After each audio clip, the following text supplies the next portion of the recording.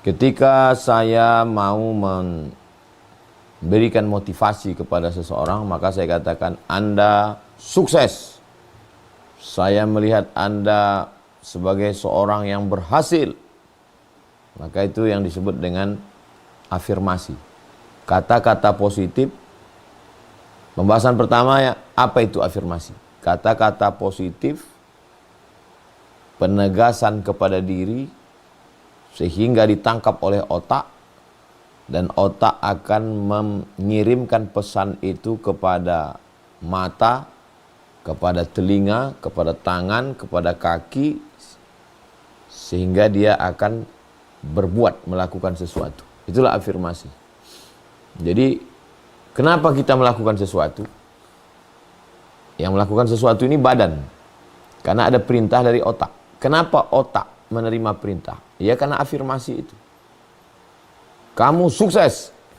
Kalau sukses berarti bangun pagi. Maka kata otak, bangun pagi. Nah, ini afirmasi. Nah, adakah afirmasi itu dalam Islam? Surat Al-Anbiya 87. Pembahasan kedua. Surat Al-Anbiya 87. Ketika sedang berada di dalam perut ikan, di tengah malam, di dalam samudra. Saat itu kita akan berada pada putus asa yang paling tinggi. Kalau putus asanya di sini, di dunia ini masih terang. 3 keputusasaan. Di dalam perut ikan, di dalam laut, di dalam malam.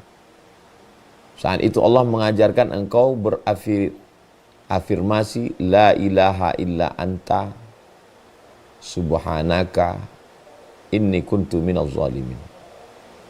Tidak ada Tuhan selain engkau, engkau maha suci. Yang lain ini enggak ada ini. Yang ada hanya engkau. Engkau maha suci. Kalau ada orang mengatakan, apa dia bisa menolong aku? Engkau maha suci dari sifat kekurangan. Engkau sangat bisa menolong aku. Inni kuntu minaz zalimin. Akulah yang salah.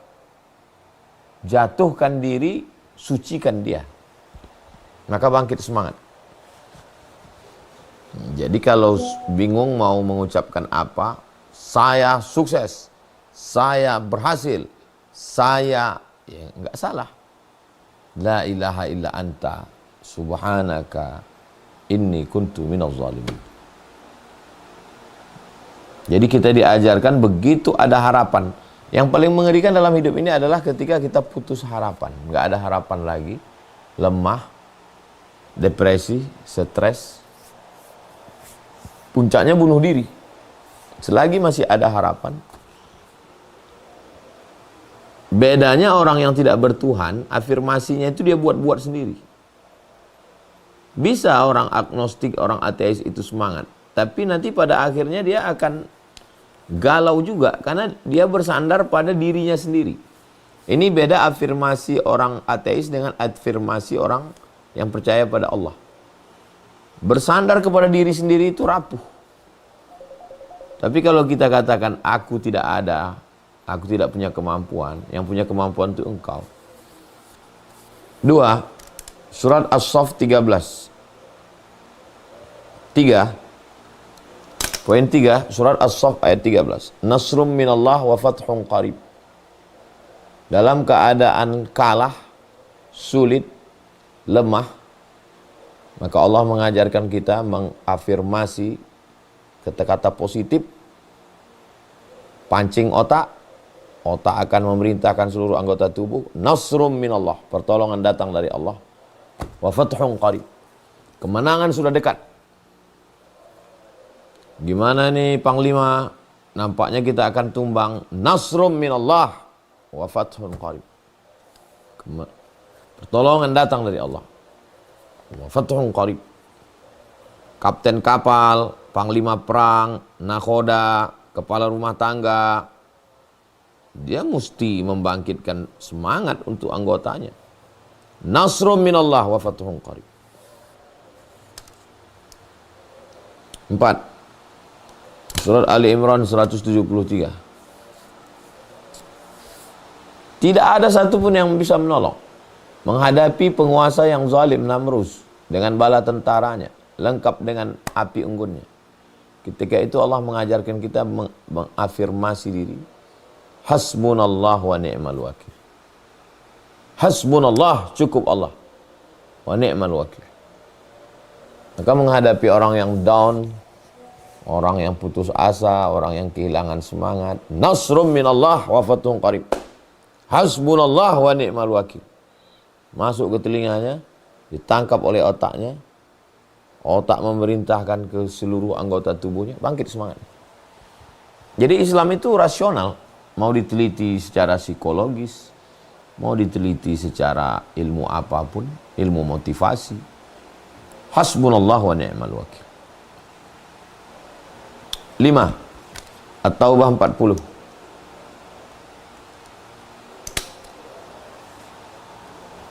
Innallaha ma'ana. Kata Nabi SAW kepada Abu Bakar, Innallaha ma'ana, Allah bersama kita. Innallaha ma'ana, Allah bersama kita.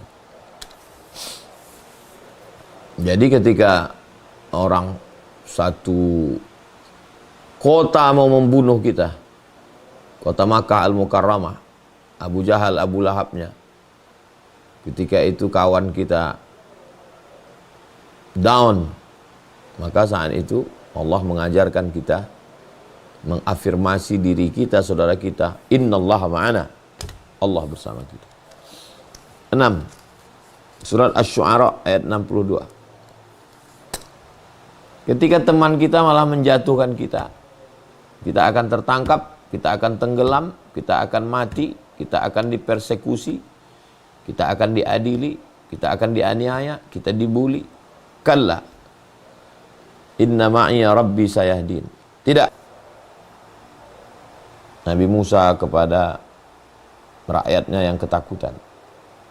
Kalla, tidak. Inna ma'iya rabbi sayahdin. Jadi ini beda afirmasi antara orang yang bertuhan dengan orang yang tidak bertuhan. Orang yang tidak bertuhan itu sekedar motivasi saja. Kumpulkan orang dalam kamar, hotel, convention hall, bangkit, semangat, semangat. Habis itu keluar ya loyo lagi. Selesai ngomong, tapi kalau dia... Makanya ucapan-ucapan ini kalau dalam Islam, itu bangkitnya itu bukan hanya di sini. Bangkitnya itu dari ibadah. Ini poin yang tidak kalah penting. Poin yang ke-7. Bahwa semua ucapan-ucapan itu menjadi berenergi, menjadi bergetar dan menggetarkan. Kalau dia bangkit, cobalah sering kita ngomong kata-kata yang biasa. Siapapun bisa mengucapkannya. Tapi diucapkan oleh kiai, diucapkan oleh habib, bergizi. Bergetar dia. Kenapa? Karena dia bukan dari mulut. Dari hati. Yang dari hati ini ke hati juga sampainya. Tapi yang dari mulut ini ke mulut juga sampai. Banyak motivator. Ya udah habis itu orang down lagi. Tapi ketika ditopang dengan tahajud, dengan zikir, dengan akidah, maka disitulah dia menjadi sebuah afirmasi yang kita sedang melihat apakah di dalam agama Islam itu ada. Ada. Ini tentang afirmasi. Berikutnya adalah imajinasi. Pembahasan yang ke-8. Imajinasi. Dari bahasa Inggris, imagine. Membayangkan atau menciptakan gambar, ide, konsep. Membayangkan atau menciptakan gambar, ide, atau sebuah konsep. Dari mana dia datang? Datangnya itu yang disebut dengan ilham. Kalau kepada Nabi namanya wahyu. Kalau kepada manusia biasa, orang baik, namanya ilham. Kalau kepada orang jahat, namanya waswasah, bisikan setan. Nah, jadi jangan heran orang jahat, peminum khamar punya imajinasi. Kenapa? Karena setan-setan juga mengirimkan pesan-pesan kepada mereka. Kok dia minum khamar, mabuk, sakau, kok imajinasinya ketika kami sedang rapat itu kok bisa begitu ya, tajam ya. Iya, karena setan membisikkan dia. Nanti cara mengalahkan ini harus kita gunakan begini. Lawan-lawan kita ini punya catatan dosa-dosa. Ini dosanya korupsi kayu, ini dosanya korupsi impor, ini dosanya korupsi ini. Maka kita panggil dia. Ini buku catatan dosamu. Kalau kau ngelawan macam-macam, habis. Itu dari mana ide itu datang? Itu imajinasi itu. Membayangkan, menciptakan gambar, ide, konsep. Dari setan. Wa inna syayatina la yuhuna ila awliyaihim. Setan mengirimkan wahyu-wahyu. Wahyu itu bisikan dalam hati. Ila awliyaihim, kepada wali-wali setan. Jadi setan juga punya wali. Makanya namanya ada awliyaur rahman, ada awliyaus syaitan. Ada wali rahman, wali Allah, ada wali setan. Maka jangan bangga dulu kalau dibilang wali. Aku nengok kau ni, ide-ide kau mantap sekali, kayaknya kau ni wali nih. Iya, wali setan. Idenya cemerlang semua.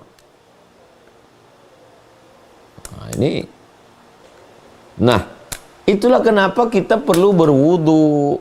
Ada amalan wirid zikir. Untuk apa? Supaya kita mendapatkan imajinasi yang datangnya dari Allah, dibawa oleh malaikat. Mendapat ilham. Berimajinasi. Nabi SAW mengatakan, riwayat Imam Ahmad bin Hanbal, poin yang ke-9.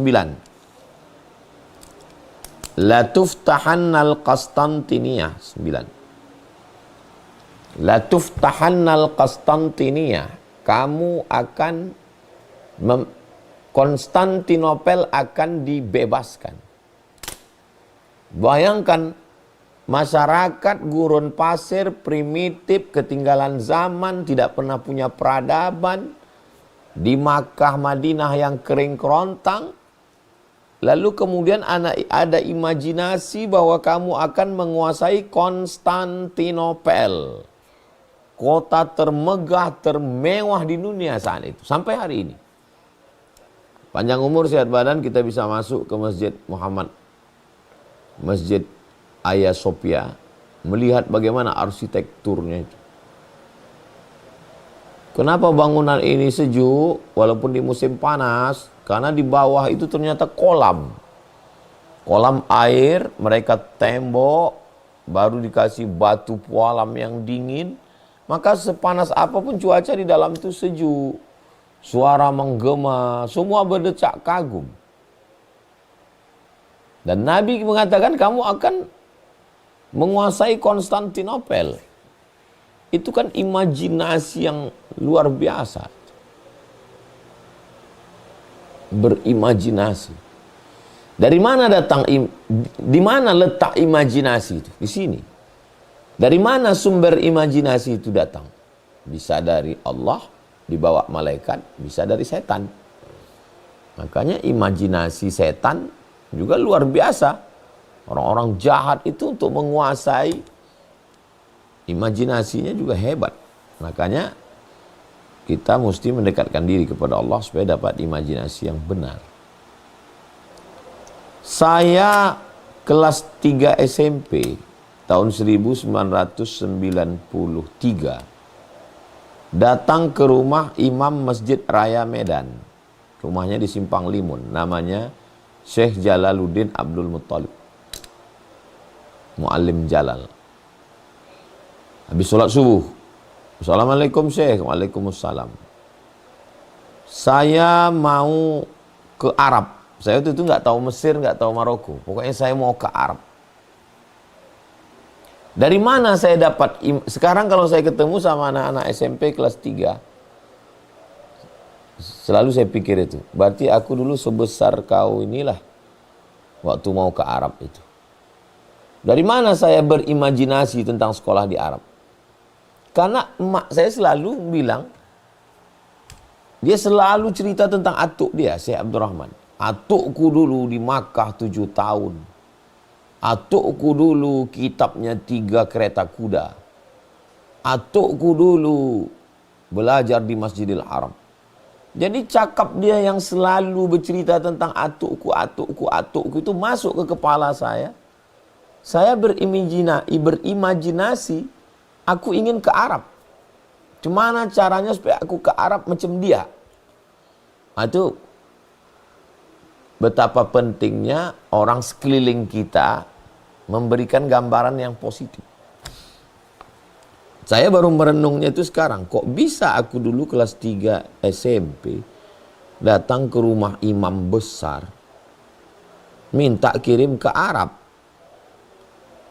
Beberapa waktu yang lalu datang beberapa anak pondok ke rumah ini, minta motivasi. Terus saya tanya, udah tamat pondok? Tamat Ustadz tahun ini. Kau mau kemana? Kau mau kemana? Enggak ada yang tahu mau kemana. Entah mereka malu, entah enggak punya imajinasi. Jadi saya selalu berpikir, berimajinasi, aku akan begini, aku akan begini. 4 tahun setelah itu baru saya berangkat. 5 tahun, 98 baru saya berangkat ke Mesir. Dan saya selalu berimajinasi, nanti aku akan LC, aku akan MA, aku akan doktor, aku akan profesor. Di buku saya waktu aliyah, saya tulis di buku saya, Profesor Abdul Somad. Datang kawan saya sebangku, kami sekolah tuh bangku panjang. Kata dia, tolong Mat, kau hapuslah profesor di nama kau ini. Aku takut kau gila nanti. Tak tercapai kau nanti gila kau. Sampai sekarang saya tidak gila, saya waras. Dari mana? Dari mana muncul pemikiran-pemikiran itu?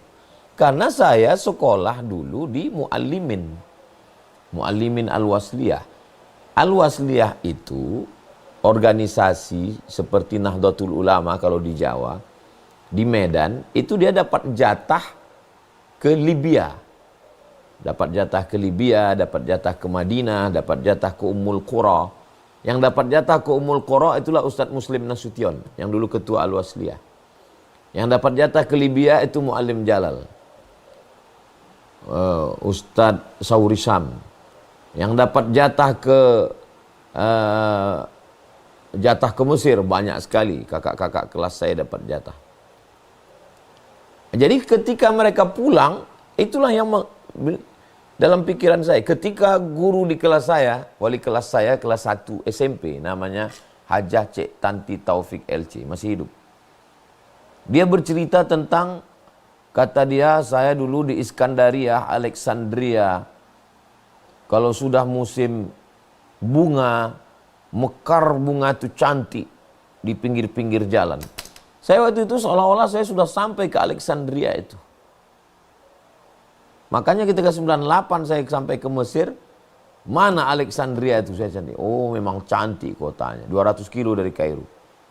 Tepi laut Mediterania, jembatannya, muntazahnya, pantainya, tempat jalan-jalannya.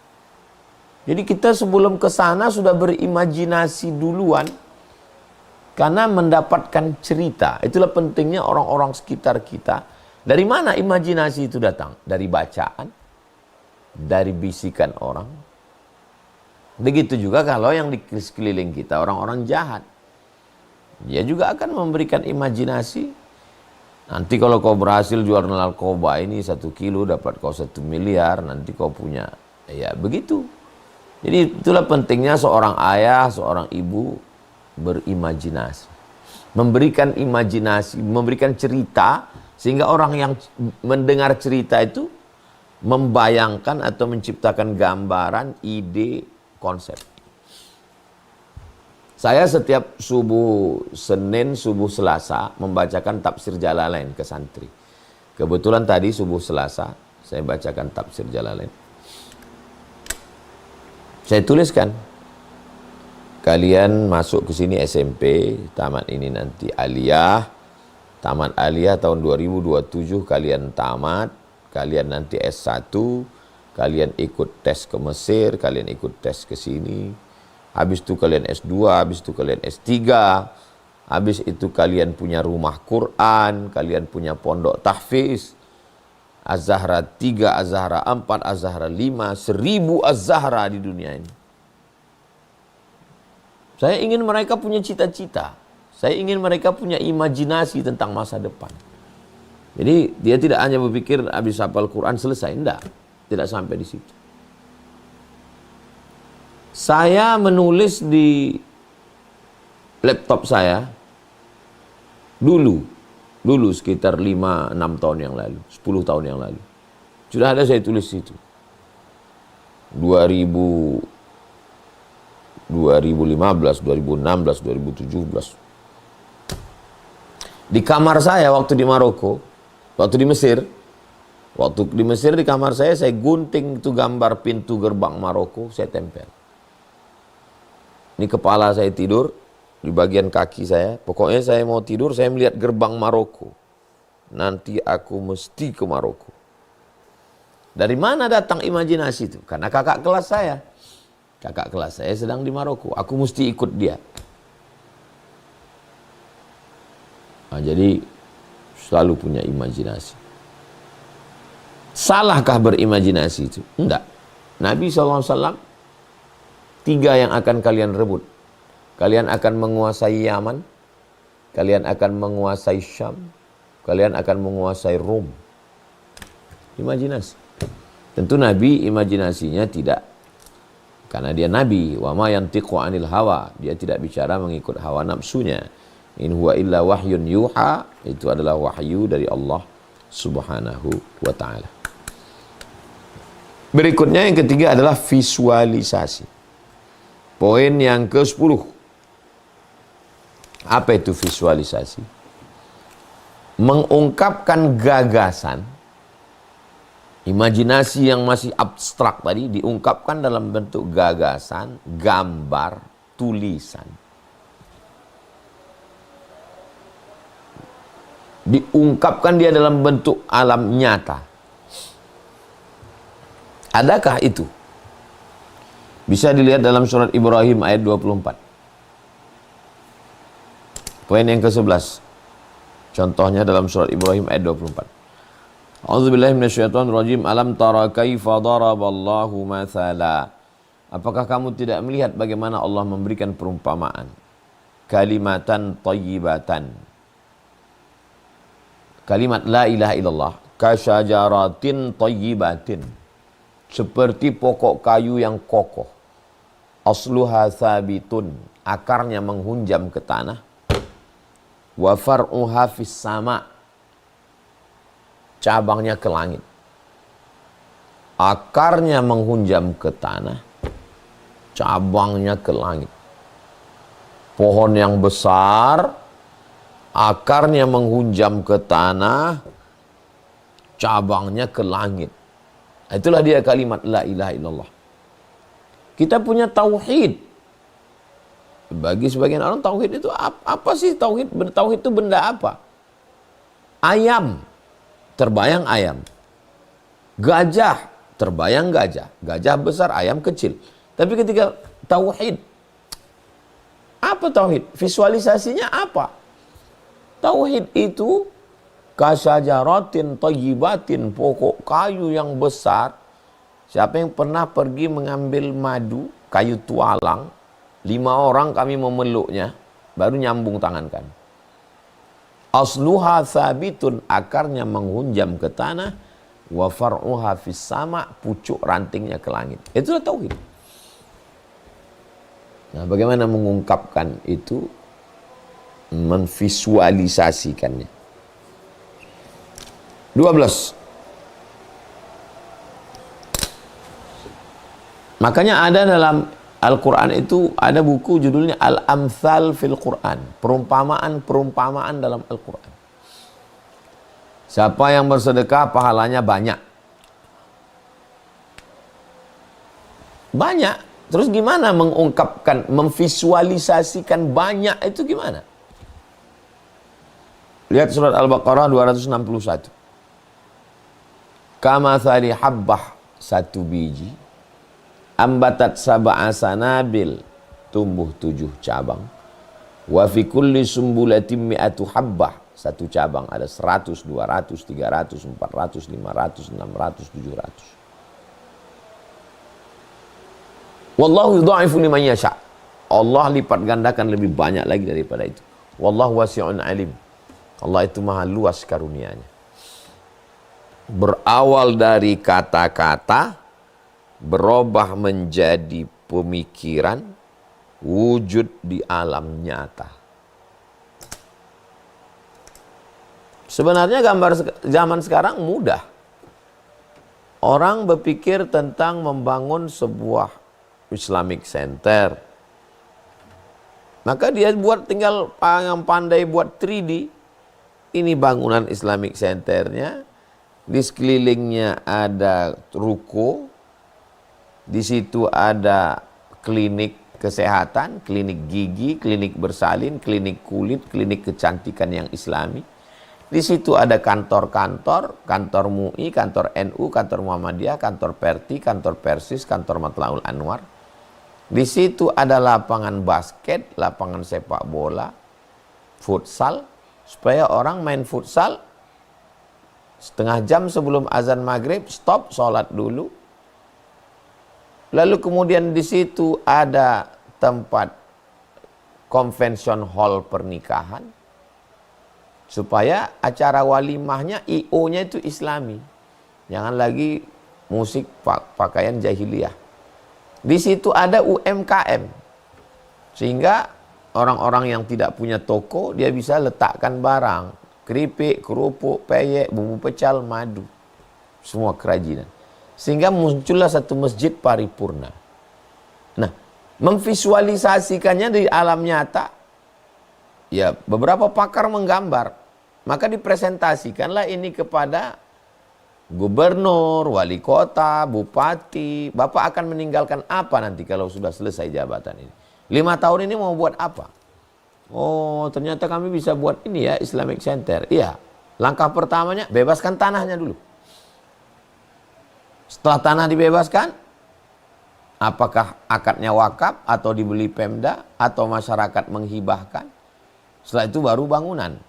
Terus nanti kalau bangunan selesai yang ngajar siapa? Kirim anak-anaknya.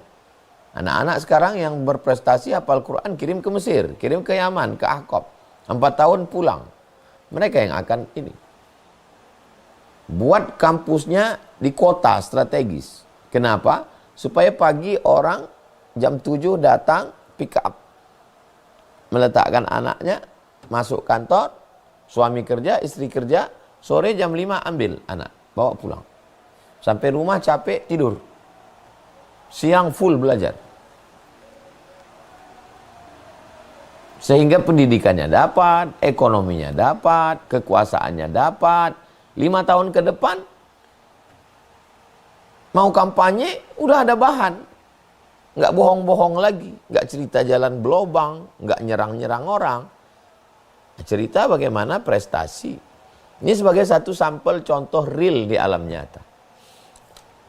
Apa yang mau kita lakukan? Tadi kita mulai jam 8:05, sekarang 8:35, lebih kurang 30 menit. Dalam 12 poin, afirmasi, imajinasi, dan visualisasi dalam Islam. Saya kembalikan ke Bang Alvin Firdaus. Kita lanjutkan dalam dialog interaktif. Terima kasih. Wassalamualaikum warahmatullahi wabarakatuh. Waalaikumsalam warahmatullahi wabarakatuh. Masyaallah, tabarakallah. Terima kasih Ustadz atas pencerahannya. 12 poin yang sudah disampaikan tadi luar biasa. Mencerahkan kita semuanya. Sebelum kita masuk ke sesi tanya jawab, insya Allah saya izin Bapak Ibu untuk menginformasikan tadi ada info amal solih yang bisa Bapak Ibu ikuti, ayah bunda ikuti. bisa diakses di sidak.id/uas. Ya, kita menggunakan aplikasi berbasis web, Bapak Ibu ya. Silakan tunaikan wakafnya lewat link yang kami bagikan di kolom chat. sidak.id/uas. Nah, itu linknya Bapak Ibu ya. Bisa di copy, di save dulu, atau langsung juga tidak apa-apa. Baik, kita masuk sesi tanya jawab Bapak Ibu ya. Sebelum ke Bapak Ibu, saya izin untuk satu pertanyaan dulu. Saya sering saya sering berjumpa dengan guru-guru besar gitu. Kemudian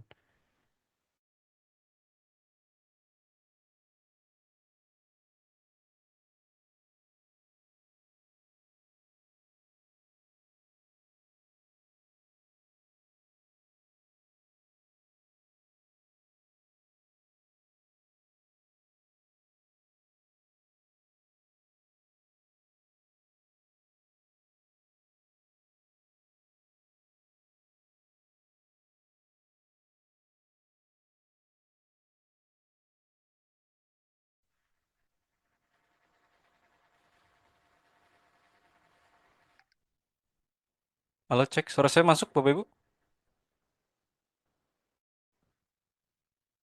Oke, masuk sekarang ya.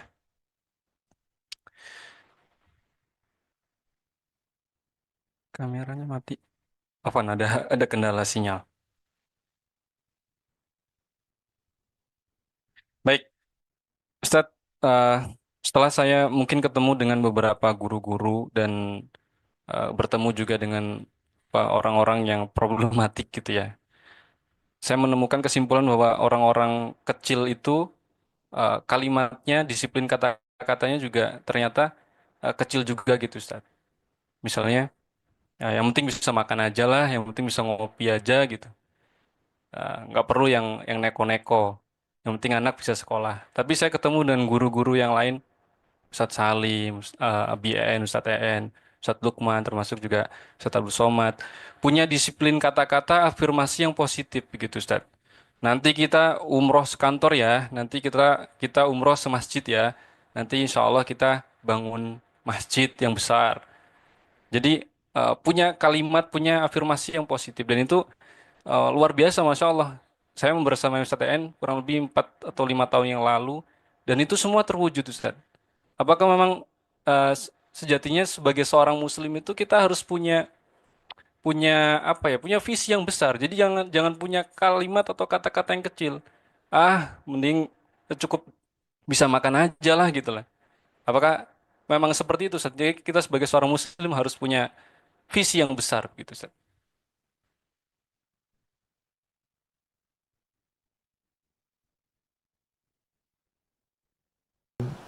Ucapkan, maka alam akan membantu.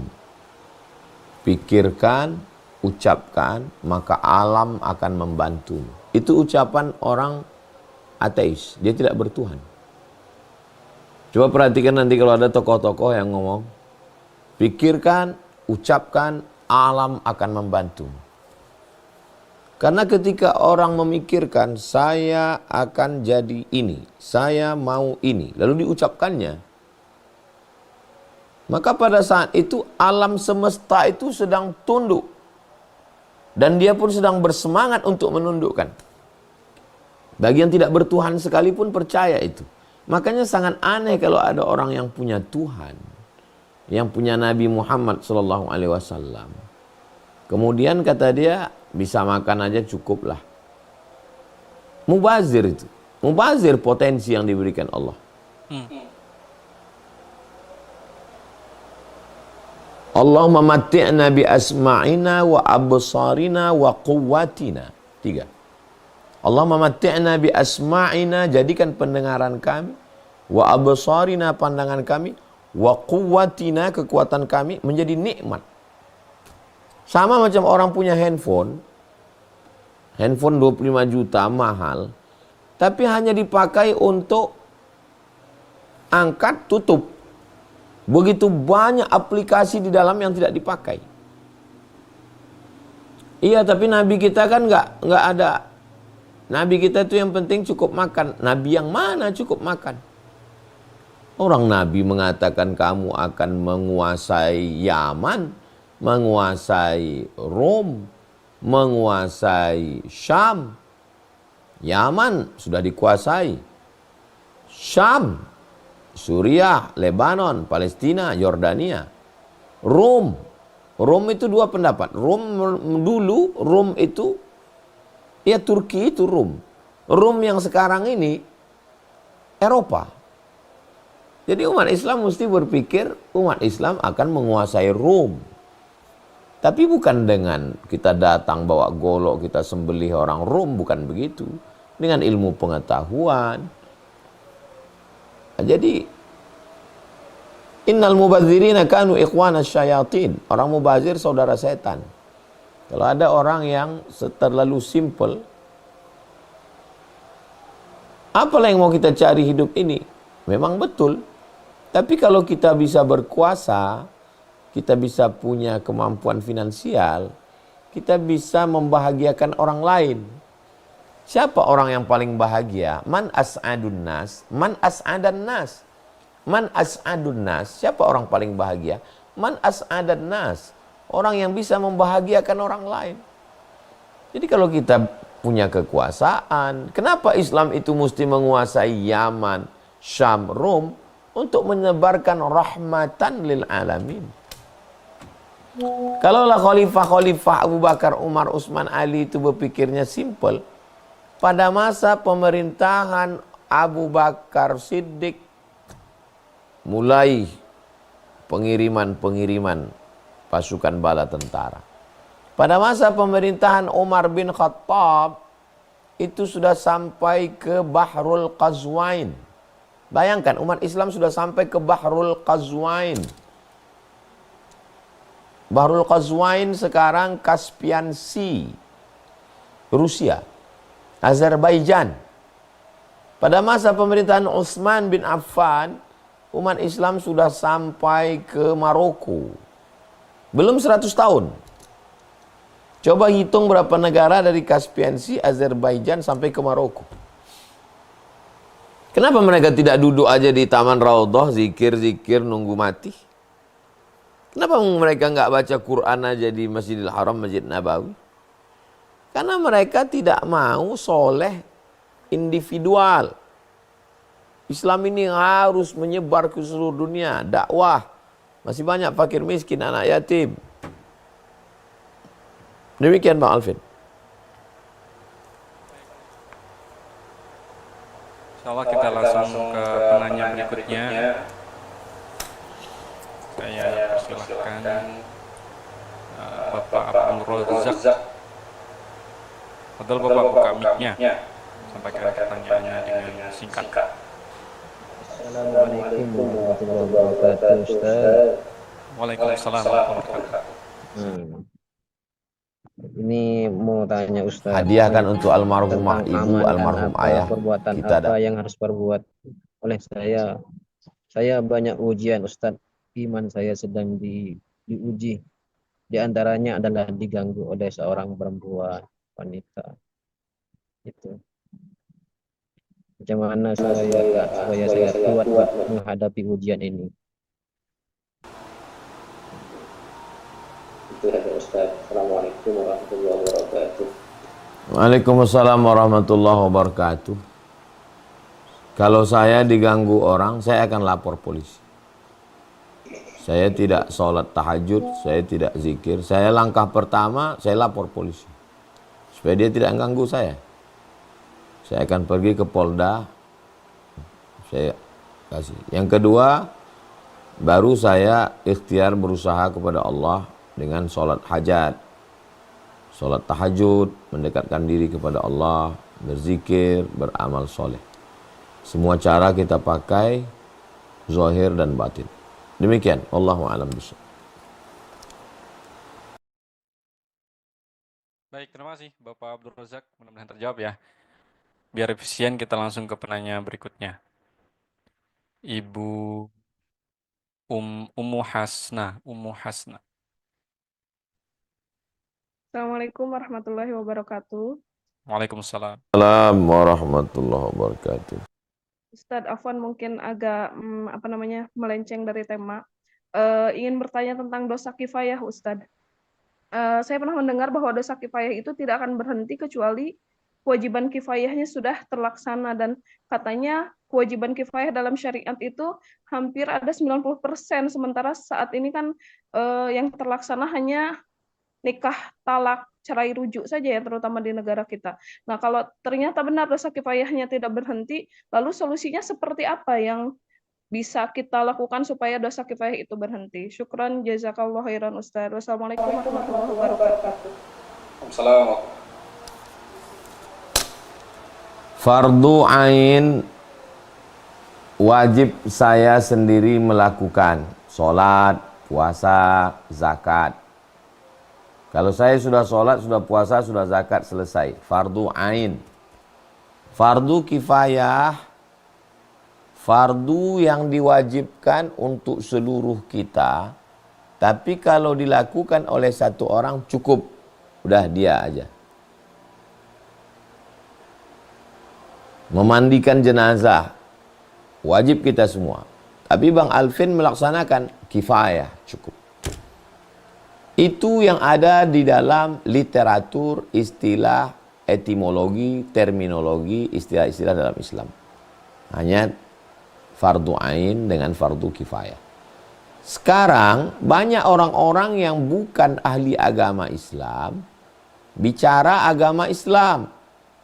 Dia membuat istilah-istilah yang menurut dia unik. Tapi bagi orang yang mau belajar Islam itu membingungkan. Salah satunya inilah dosa kifayah. Ambil sana, ambil sini, cocok-cocokkan. Itu makanya perlunya belajar dulu agama Islam secara sistematis. Belajarnya runut. Kalau fikih hatamkan dulu.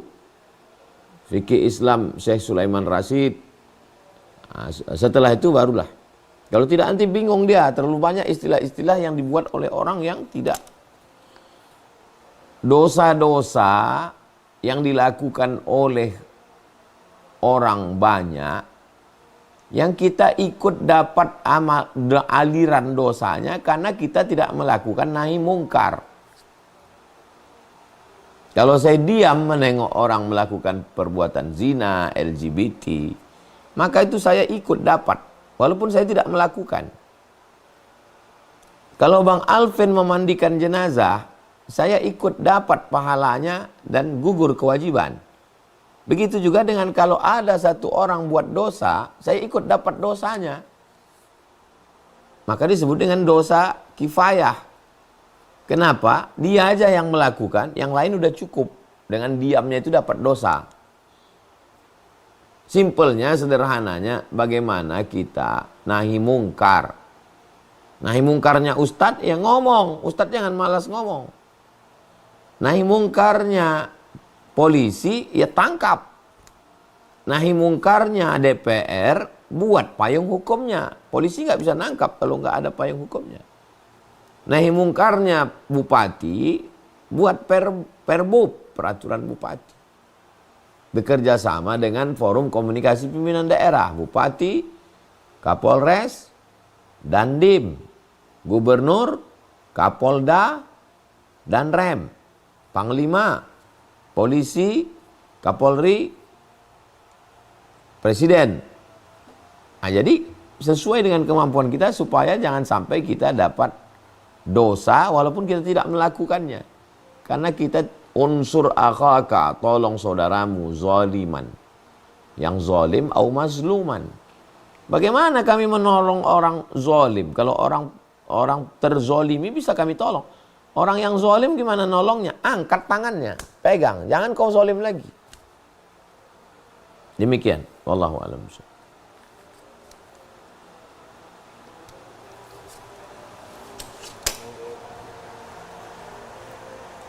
Bapak Ahmad Wiranto.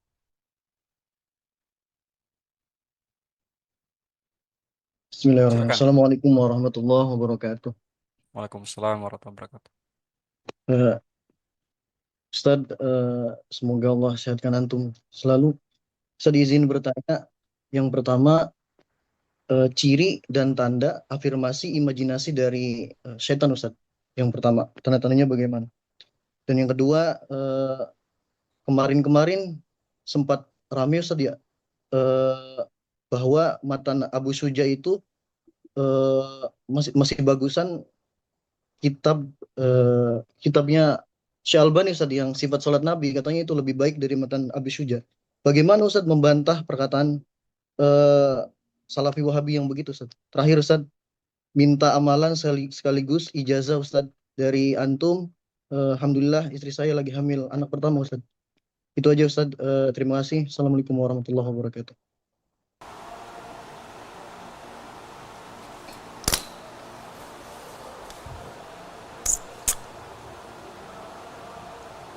Belajar fikih mazhab Syafi'i, kitab yang paling rendah matan takrib.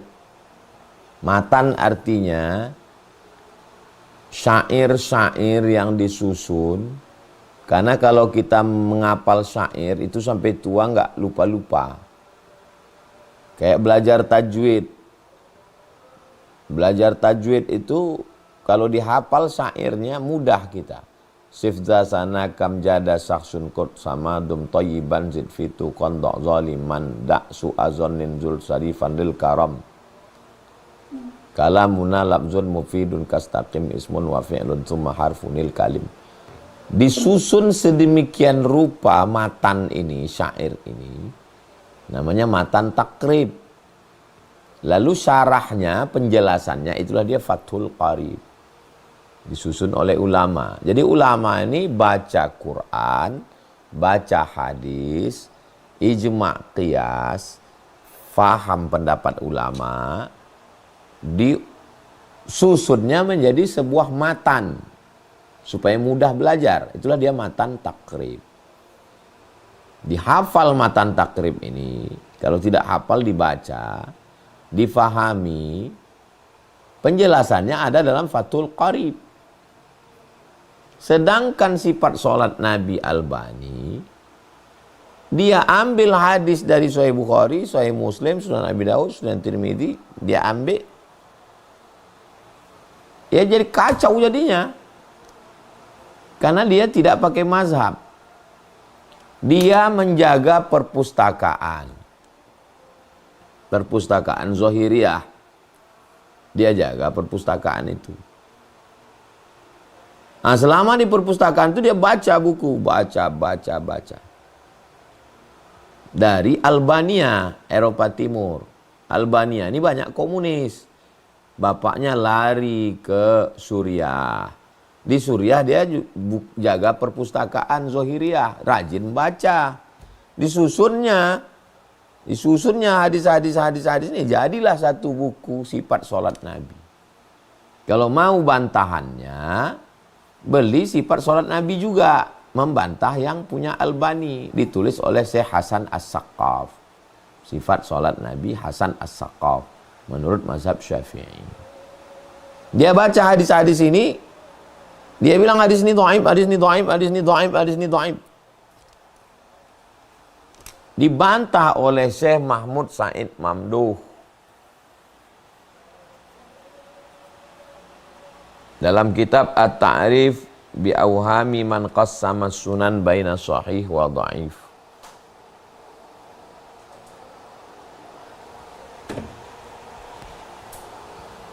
Enam jilid. Itu yang warna coklat. Ya.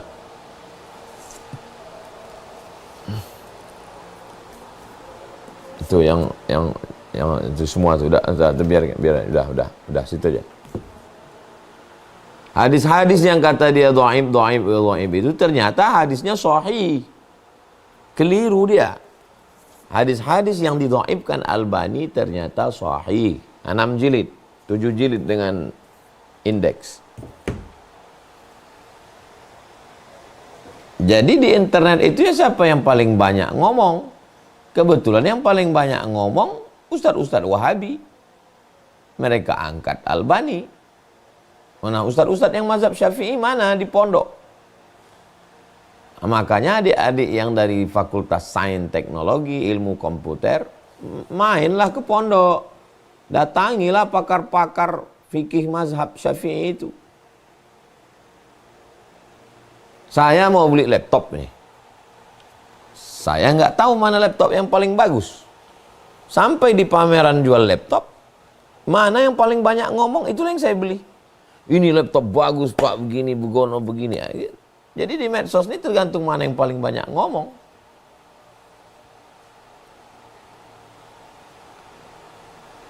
Bagaimana dia dari setan? Pokoknya kalau dia mengajak kepada kejahatan, keburukan, itu setan itu.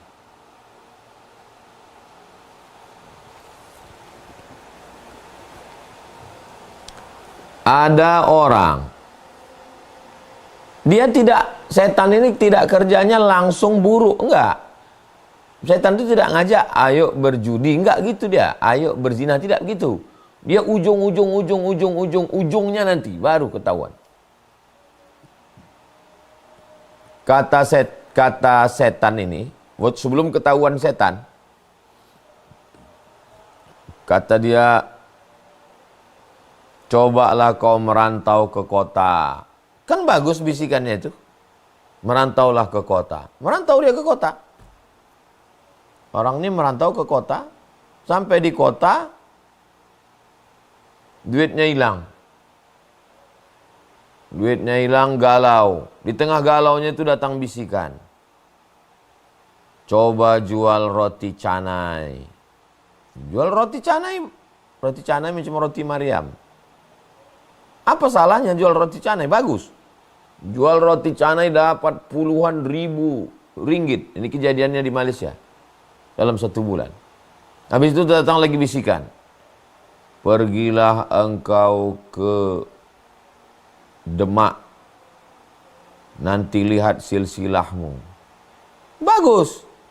Nggak ada salahnya. Ini yang cerita Syekh Jahid. Mursyid Tarekat Naqsabandiyah. Pergi orang ini ke Demak. Tengoknya di tiang masjid. Kata dia, nasab dia ada. Habis itu, amalkan solawat ini. Bagus. Ngamalkan solawat. Nanti kalau ada orang yang sakit, bacakan solawat ini. Setiap ada orang sakit dibacakan solawat, sembuh. Sehat. Terus, kalau kau sholat, pahalanya 1. Tapi kalau kau nyembuhkan orang, pahalanya 5. Berhenti dia sholat. Lihat bagaimana setan bekerja. Dia giring dulu. Ujung-ujungnya baru di golnya itu. Akhirnya dia nggak sholat. Orang semua udah bilang wali. Ini wali ini, karena apapun penyakit sehat. Kenapa dia nggak sholat? Karena 1 kali nyembuhkan orang, 5. Kalau 1 kali sholat, pahalanya 1. Kalau 1 hari 5 kali sholat, dapat 5. Kalau nyembuhkan orang 5 aja udah 25. Akhirnya dia nggak sholat. Pokoknya perlu curiga selalu. Saya menjadi ustadz viral ini. Apakah ini dari Allah apa dari setan? Maka saya mesti merenung. Apakah dengan viral ini saya makin takut pada Allah atau makin berani? Apakah dengan viral ini saya makin dekat dengan Allah atau makin jauh? Kalau saya makin berani, makin jauh, berarti saya dapat setan. Istidraj namanya. Seandainya engkau masuk ke dalam hutan, dalam kitab Al-Luma' Imam At-Tusi, Imam Abu Saraj At-Tusi, seandainya kau masuk ke dalam hutan, sampai di dalam hutan itu semua daun-daun, pokok kayu, burung-burung mengucapkan salam kepadamu. Assalamu alayka ya wali Allah. Assalamu alayka ya abdas samad. Bagaimana kita tahu itu datang dari setan atau dari Allah? Kalau dalam hatimu ada rasa takut, datang dari Allah. Tapi kalau dalam hatimu ada rasa ujub, datang dari setan. Makanya wali-wali sekalipun tetap memandang hati, takut. Masalah doa nanti di akhir majelis kita bacakan Al-Fatihah, kita doa serentak semua. Demikian Bang Alvin. Untuk Bapak Ibu yang bertanya, yang japri-japri, nggak akan saya kasih kesempatan kecuali Bapak Ibu buka kamera. Ya, buka kamera, kemudian ada fitur raise hand di situ. Jadi jangan lewat japri ya. Cukup banyak yang masuk. Raise hand saja dan buka kameranya sebagai wujud adabnya, begitu ya. Oke, kita lanjut. Bapak Rusmin Ali. Mic-nya dibuka.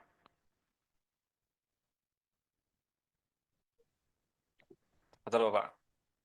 Baik, terima kasih. Bismillahirrahmanirrahim. Assalamualaikum warahmatullahi wabarakatuh. Waalaikumsalam. Salam kenal Ustaz dari Labuan Bajo, Nusa Tenggara Timur. Jadi di sini saya mengutip tadi ada yang pertama yaitu mengenai afirmasi, kata positif untuk penyemangat diri. Jadi yang menjadi problema diri antara keyakinan untuk mendapatkan penyemangat diri itu. Sebagai contoh, umpama saya berafirmasi, saya harus menjadi seorang profesor, tapi penghasilan orang tua hanya 10.000 per hari atau 1 juta per bulan, yang pada intinya tidak akan memungkinkan untuk menuju ke titik itu. Ataupun afirmasi-afirmasi yang lain yang antara kata penyemangat dengan kondisi diri itu tidak seimbang, bahkan lebih rendah sekali dia punya kondisi dirinya. Kira-kira untuk menuju ke titik yang kita afirmasikan, setelah kita menulis sesuatu yang keinginan kita lebih tinggi, bagaimana cara kita agar keyakinan kita berkata bahwa dengan melakukan itu nanti insya Allah pasti akan dapat apa yang kita afirmasikan. Ini kaitan dengan iman kita ini Ustaz. Kadang kelas-kelas kita ini antara yang kita inginkan, kadang kita tidak percaya diri mampu tidak tercapai atau tidak. Kira-kira kita apa yang harus kita lakukan Ustaz? Terima kasih. Dari Labuan Bajo, saya Minali. Assalamualaikum warahmatullahi wabarakatuh. Waalaikumsalam. Saya sampai ke Mesir tahun 98. Ada duit $400. Saya simpan di dalam buku. Tidak saya makan duit ini selama 2 tahun. Saya cukupkan beasiswa saya. Orang tua saya nggak pernah ngirim duit. Ada duit dia, ada duit dia. Dia tidak fakir miskin. Cuman saya bilang jangan kirim duit. Tahun 2000, $400 nih saya pakai, 300 untuk beli visa. Beli visa umroh waktu itu 300, visa haji $300. 100 untuk ongkos kapal laut yang tidak ada kamar, tidurnya di dek atas. 2 hari 2 malam. Sampai di Makkah, sampai di Jeddah, dari Jeddah ke Makkah, semua kerja kami kerjakan. Dari mulai motong bawang, merebus telur ayam, membagi nasi kotak, membawa jamaah, semua. Masuk ke airport King Abdul Aziz Airport. Gimana caranya masuk ke King Abdul Aziz Airport itu? Kita nggak punya pas, kita mahasiswa. Masuk ke dalam truk. Masuk ke dalam truk, tutup kardus-kardus. 1 bulan nggak keluar dari airport. Membagi nasi kotak ke jamaah haji. 1 hari 60 rial. Untuk biaya hidup nanti balik ke Mesir. Lalu kemudian habis selesai jamaah haji, pulang semua sudah jamaah haji, sunyi Makkah itu. Tawaf di sekeliling Makkah itu, tawaf itu 7 kali, putar 7 kali mencium Hajar Aswad. Nanti nggak ada orang, mencium Hajar Aswad. Apa kata orang? Kalian yang terakhir nih kena deportasi semua kalian. Kapal sudah habis semua. Kalian kena pulangkan ke Jakarta. Sampai ke kantor muassasah. Ada paspor kami. Ada paspor. Ini paspor. Pergi ke Jeddah. Tiket pulang ke Kairo masih ada. Masih ada tiket. Masih hidup lagi tiket itu pulang. Pulang. Sebelum pulang sempat lagi beli tip. Dibeli. Karena di Saudi nggak ada pajak. Nanti sampai di Kairo dijual duit untuk biaya hidup. Saya tak mau berteori.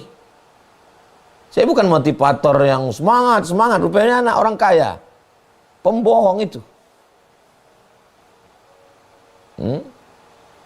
Saya S1, S2, S3, pontang-panting, tunggang langgang, lintang pukang. Saya bukan anak pejabat. Saya bukan anak orang kaya.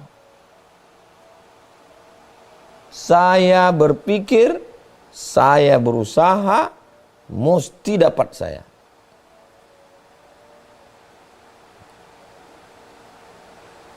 Saya orang kampung.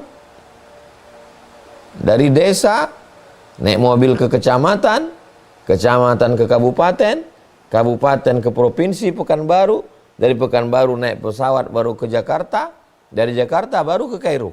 Saya bukan orang Jakarta, saya bukan orang Pekanbaru, saya dari kampung. Kenapa Allah buat saya begitu? Supaya kalau saya ngomong, orang percaya, karena saya menjalani. Saya bukan ngomong, saya menjalani. Saya jalani kehidupan itu. Tidak ada yang tidak mungkin. Tidak ada yang mustahil. Kuasa Allah semuanya. Tapi Ustadz ngomong bisa begitu kan setelah selesai kuliah. Iya. Waktu kuliah dulu saya nggak ada ngomong. Setelah kuliah ini baru ngomong. Karena sekarang banyak anak-anak ini ngomong duluan. Nggak jadi, malu. Jangan emak buat kenduri sebelum aku duduk di pesawat. Kalau emak buat kenduri ngundang tetangga sebelum aku duduk di pesawat, ternyata nanti nggak jadi berangkat, aku tak akan balik ke kampung. Aku malu. Takut emak saya. Setelah saya di Cengkareng, bisa kami buat kenduri. Undanglah tetangga, buat kenduri. Baru saya berangkat, baru dibuatnya kenduri. Jangan ngomong duluan. Tapi tadi katanya afirmasi ngomong. Ngomong ke diri sendiri. Aku mesti begini. Aku mesti begini. Nanti kalau bapak, ibu pergi umroh. Di samping Zamzam Tower ada hotel, sekarang namanya Tower Makkah, Makkah Tower. Itu dulu hotel Hilton itu dulu namanya. Itu tempat suci dalam tanda kutip bagi mahasiswa. Disitulah mahasiswa duduk, nongkrong, bercerita tentang masa depan. Saya tidak berpikir pulang habis S1. Kumpul semua sama kawan-kawan. Kau dari mana? Aku dari Irak. Gimana belajar di Irak? Oh, Irak gratis, man. Apa nama universitasnya? Universitas Saddam Hussein ngasih gratis. Ke Makkah bisa haji tiap tahun. Bisa haji tiap tahun. Kalau bisa haji tiap tahun bisa kerja, dapat duit. Berarti nggak perlu minta ke rumah. Gratis, bisa haji tiap tahun. Oke, masuk checklist. Baghdad, Saddam Hussein. Kau dari mana? Dari India. Cemana di India? India murah. Hidup murah. Bisa haji tiap tahun? Bisa. Cuma naik pesawat, tiket mahal. Apa kelebihan lain? Bahasa Inggris lancar. Berarti kalau S2 di India, S3 bisa ke UK. Mesti ini semua di kepala. Kumpul semua. Masalah mana yang jadi? Nanti. Kami bukan generasi selonjoran. Dikit-dikit healing, dikit-dikit healing. Tapi kami pun bukan pula generasi yang nggak pernah jalan-jalan. Kalau udah bulan Juli, bulan Agustus, full libur, ya main jalan-jalan. Bawa telur ayam 1 pak, bawa mie instan, bawa minyak goreng, tomat, cabai, naik kereta api dari Kairo ke Alexandria. Tiket setengah karena mahasiswa, setengah. Sampai sana sewa villa 3 kamar, isi 30 orang. Tidur macam ikan sarden. Seminggu baru pulang. Jalan-jalan ya jalan-jalan, liburan ya liburan. Foto gaya di pantai ada juga. Tapi kalau lagi belajar serius. Jangan keterbatasan karena orang tua susah, karena tinggal di kampung menjadi halangan. Nanti datang ke Riau saya tunjukkan di mana tinggal kampung saya. Bukan orang kota, saya orang desa. Saya terbang melewati batasan-batasan itu ke Mesir. Nggak cukup S1, lanjut lagi S2 ke Maroko. Lanjut lagi S3 ke Sudan. Pokoknya aku mesti jadi dosen di Brunei Darussalam. 17 lamaran, masih ada saya simpan di laptop. Mufti, sekolah tahfiz, college university perguruan agama, sekolah Arab,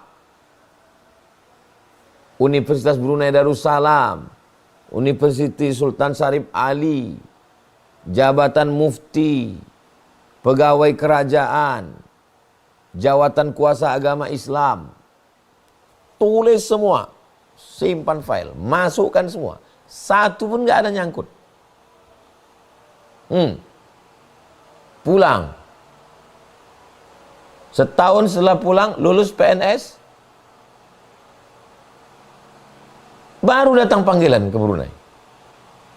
Keluar SK PNS, datang panggilan ke Brunei. Sekali datang. Kata mak saya, rezeki kau ini rezeki harimau. Sekali tak makan, setahun tak makan. Sekali makan manusia, setahun kenyang. Cemana mak? Aku tetap di Riau atau ke Brunei? Sampai mati kau di sini. Itu maka saya sampai mati di sini. Kau sampai mati di sini. Itu maka saya buat pondok di sini. Banyak manfaatnya untuk dakwah pedalaman. Tetap saya bisa mengajar. Di Malaysia saya tetap mengajar setiap 6 bulan sekali. Universiti Malaysia Sabah, Universiti Islam Melaka, Universiti Islam Sultan Syarif Ali. Saya bilang sama Pak Rektor, saya untuk mengajar kelas saya tak sanggup, tak ada waktu. Tapi kuliah umum. Oke Ustaz, kuliah umum aja nggak apa-apa. Begitu Bang Alvin. Wallahu a'lam bishawab. Kalau kita contoh Bapak Ibu ya, artinya afirmasi yang disampaikan tadi Bapak Ibu tak cukup hanya berhenti di lisan atau kemudian kita tuliskan, harus disertai dengan semangat juang, semangat berkarya, konsistensi untuk menuju impian tersebut gitu Ustaz ya, Masya Allah. Baik, karena waktu sudah 21.15, mungkin kita cukupkan Bapak Ibu untuk yang masih belum dapat kesempatan untuk bertanya, Insya Allah pekan depan ya. Terakhir, kepada Ustadz Abdul Somad mungkin ada kalimat penutup pada malam hari ini, kemudian ditutup dengan doa. Fadhol. Yang pertama, saya berusaha supaya santri, guru, anak keponakan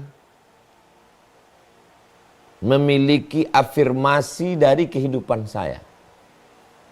Kalau ada santri bilang, aku mesti profesor macam Ustadz Somad, kata santri. Itu berarti saya sudah berhasil membuat dia berafirmasi. Setelah itu dia berimajinasi. Setelah itu baru dia memvisualisasikan. Prosesnya dari embrionya menjadi utuh. Bagaimana kita menjadi inspirasi. Ibu menjadi inspirasi buat anak-anak ibu. Bapak menjadi inspirasi buat anak-anak. Menjadi energi positif. Apakah berhenti saya setelah kuliah? Enggak. Saya berpikir mulai TK Quran, SD Quran, SMP Quran, aliyah, S1. Masyarakat sekitar sini dapat pendidikan yang layak. Politik, saya support kepala daerah. Kalau orang ini duduk, ada manfaatnya. Sampai kapan kita berhenti ini? Sampai kita mati. Ar-raha fil jannah. Istirahat kita nanti di surga Jannatul Firdaus. Ala hazihi niyah al-Fatihah. A'udzubillahi minasyaitonir rajim. Bismillahirrahmanirrahim. Alhamdulillahirabbil alamin. Ar-Rahmanir Rahim. Maliki yaumiddin. Iyyaka na'budu wa iyyaka nasta'in. Ihdinas siratal mustaqim. Siratal ladzina an'amta 'alaihim ghairil maghdubi 'alaihim waladdallin. Amin. Allahumma shalli ala sayyidina Muhammad wa ala ali sayyidina Muhammad. La tada' lana dzamban illa ghafartah. Ampunkan dosa-dosa kami ya Allah. Wala dainan illa qadaitah. Tolong kami lepas dari hutang piutang riba. Wala maridan illa syafaitah. Saudara kami yang sakit, angkat penyakitnya. Wala mayyitan illa rahimtah. Yang meninggal dunia, curahkan rahmatnya. Wala aziban illa zawwajtah. Berikan jodoh yang baik-baik untuk saudara-saudari kami. Wala raghiban illa anjabatah. Rabbana hab lana minas salihin. Berikan anak keturunan yang soleh dan solehah. Wahfazna min kulli su' wa syarr wa makruh. Jaga kami dari segala yang tidak baik. Rabbana atina fid dunya hasanah wa fil akhirati hasanah wa qina azabannar. Wa sallallahu ala sayyidina Muhammad wa ala alihi wasallam walhamdulillahirabbil alamin. Taqabbalallahu minna wa minkum taqabbal ya karim. Banyak kata-kata saya tak berkenan di hati, menyinggung perasaan. Saya mohon maaf. Kita tetap bersama selalu dalam doa, saling mendoakan. Ada apa-apa hal yang mau ditanyakan, sampaikan ke Ustadz Bang Alvin Firdaus. Nanti beliau sampaikan ke saya jawab melalui voicemail. Terima kasih. Wassalamualaikum warahmatullahi wabarakatuh.